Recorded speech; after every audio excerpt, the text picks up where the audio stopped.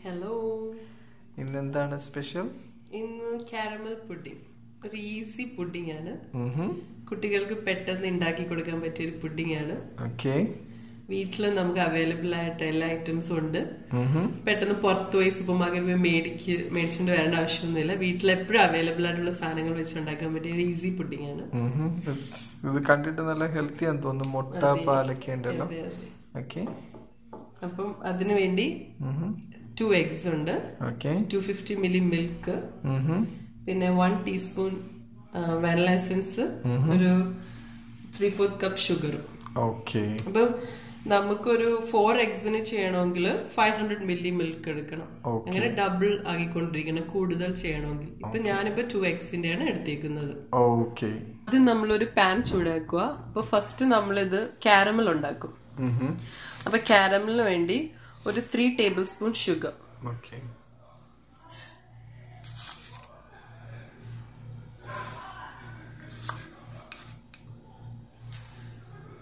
അത് കാരമൽ ആക്കണം.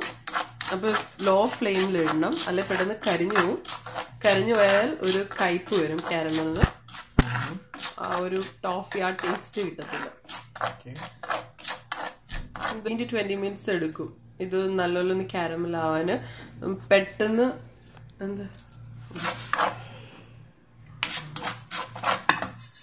ഇതൊരു 15 to 20 minutes എടുക്കും ഒന്ന് കാരമൽ ബ്രൗൺ കളർ കിട്ടാൻ വേണ്ടി. അപ്പം ഇടയ്ക്കൊന്ന് ഇളക്കണം, അല്ലെങ്കിൽ കരിയും. പിന്നെ പെട്ടെന്ന് ഉണ്ടാക്കാൻ വേണ്ടി ഇച്ചിരി വെള്ളമൊക്കെ ഒഴിച്ചു കൊടുക്കും. അപ്പം കറക്റ്റ് കാരമലിന്റെ ആ ഒരു ഇത് കിട്ടത്തില്ല. അപ്പം വെള്ളം ഒഴിച്ചു കൊടുക്കാതിരിക്കുന്നതാണ് നല്ലത്.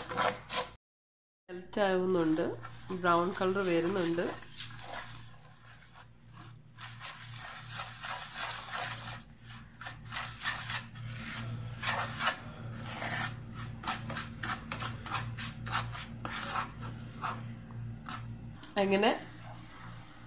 അങ്ങനെ കാരമല് പഞ്ചസാര നല്ലപോലെ അലിഞ്ഞ് നല്ലപോലെ മെൽറ്റ് ആയിട്ടുണ്ട്. കാരമലായി. കൂടുതൽ നേരം വെക്കരുത്, അത് കരിഞ്ഞു പോകും. അപ്പൊ ഇതൊരു കറക്റ്റ് പരുവായി. ഇനി നമുക്ക് ഓഫ് ചെയ്യാം, ഫ്ലെയിം ഓഫ് ചെയ്യാം. നമ്മൾ നേരത്തെ എടുത്ത് വെച്ചിരുന്ന എഗ്ഗ് 2 എണ്ണം ഒരു ബൗളിലേക്ക് പൊടിച്ചിടണം.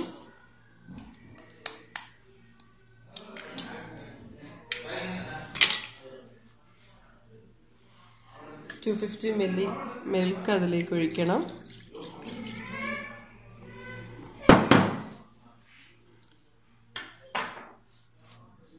ബാക്കി ഷുഗർ അതിനകത്തോട്ട് ഇടണം.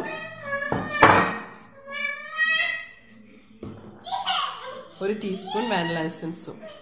ഇത് നല്ലപോലെ ഇളക്കണം. അപ്പൊ 2 eggs, 250 ml milk, 1 teaspoon vanilla essence, ഷുഗറും കൂടെ നമ്മളിട്ട് നല്ലപോലെ മിക്സ് ചെയ്യണം. പതപ്പിക്കരുത്, ജസ്റ്റ് മിക്സ് ചെയ്താൽ മതി. ഇത് നല്ലപോലെ മിക്സ് ആയിട്ടുണ്ട്. ഇനി നമുക്ക് കുക്ക് ചെയ്യുന്ന പ്ലേറ്റിലേക്ക് ഒഴിക്കാം. ഞാൻ കാരമൽ പുഡിംഗ് ഉണ്ടാക്കുന്നത് സ്റ്റീമറിലാണ്. ഇത് ഓവനിലും ബേക്ക് ചെയ്തെടുക്കാം. ഞാൻ സ്റ്റീമറിലാണ് ചെയ്യാൻ പോകുന്നത്. അതിനുവേണ്ടി വെള്ളം ഒഴിച്ചിട്ട് നല്ലപോലെ ബോയിൽ ചെയ്യുക. പിന്നെ അതിനകത്തോട്ട് കാരമൽ ഒഴിച്ചു കൊടുക്കുക. നമ്മൾ നേരത്തെ ഉണ്ടാക്കി വെച്ച കാരമൽ അതിനകത്തോട്ട് ഒഴിക്കുക.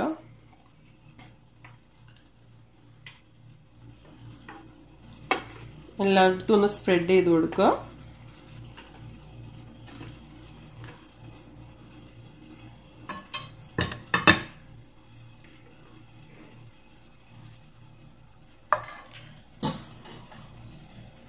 ഇതിനകത്തോട്ട് നമ്മൾ നേരത്തെ മിക്സ് ചെയ്ത് വെച്ച എഗ്ഗും മിൽക്കും വാനില എസൻസും ഷുഗറും കൂടെ ഇതിനകത്തോട്ട് ഒഴിക്കുക.